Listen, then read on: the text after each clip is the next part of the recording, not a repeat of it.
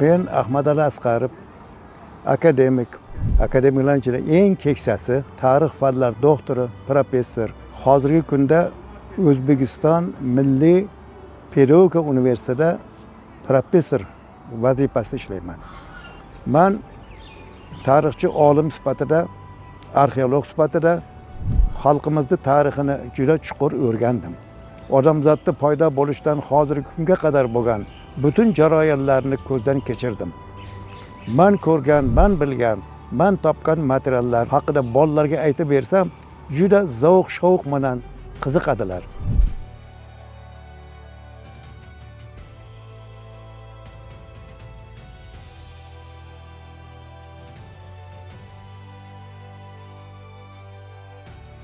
Men hayotimda 100 dan ortiq obyektlarda ishladim. Lekin men o'rgangan obyektlarning ichida ayniqsa Sopoltepa, Jorqo'ton yodgorliklari nihoyatda katta qimmatga egadir. Nima uchun qimmatga ega? Biz o'qigan paytda o'zbek xalqini chorvador xalq, cho'pon xalqi, podachi xalq, shahar madaniyatini bular bilmaydi, davlatchilikni bilmaydi degan tasavvur bilan biz o'qitib kelgan edi. Shahar madaniyati bizda bronza davrida shakllanganligini bu Sopoltepa va Jorqo'ton yodgorliklari misolida isbotlandi. Shuning uchun biz Sopoltepani Sopol madaniyatida e'lon qildim. 5 bosqichga bo'ldim.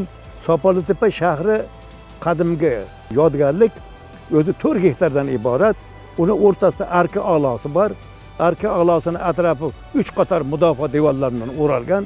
Devorlarning qalinligi 2 metrdan, orasidagi koridori 4 metrga qadar 4 tomondan go'yo eshik bordek qarmoq tarzda bu usulda reja tuzilgan ekan. Yashagan aholini shu shaharning ichiga yashab turgan uylarni tagiga ko'mishgan ekan.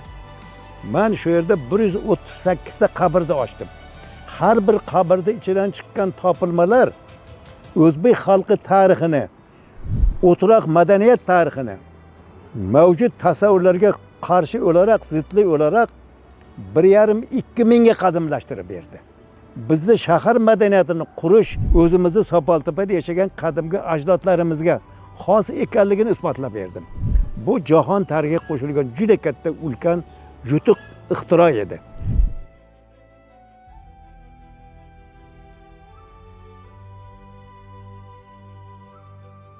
Agar Sopoltepani proto shahar deb atasak, qadimgi ilk shahar Jorqo'ton ekan. Jorqo'tonda maydoni 100 gektar.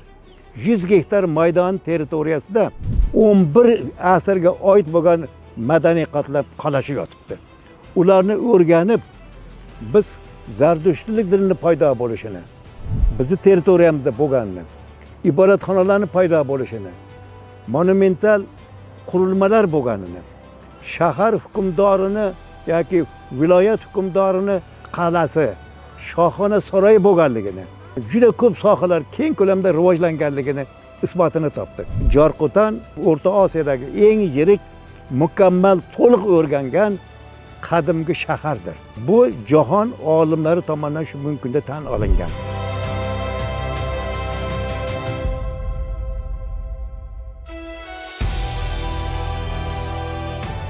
İster edimki bugungi yoshlar ham bizga o'xshab tarbiya topsin.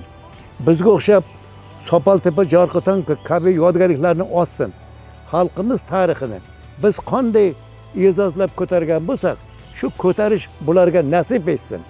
Mana shu borada men bularga juda katta salohiyat, sabr toqat, halollik, poklik, insoniy fazilatlarni rivojlantirish, milliy madaniyatimizni o'rganishda juda katta hissa qo'shishlarini tilab qolaman.